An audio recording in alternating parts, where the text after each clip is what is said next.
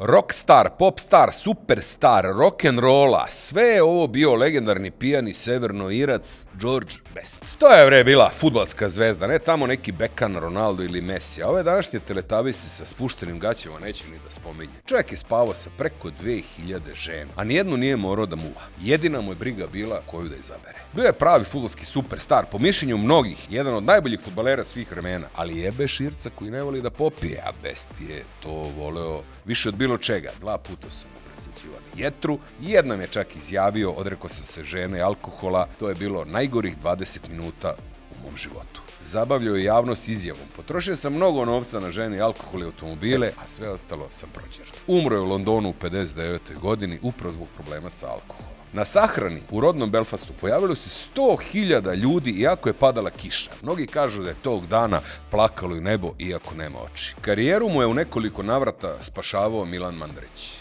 a pijani severnoirac ga je toliko voleo da je svom sinu dao njegovo ime. Callum Milan Best. Dragi moje, to je bio pravi i jedini rock'n'roll.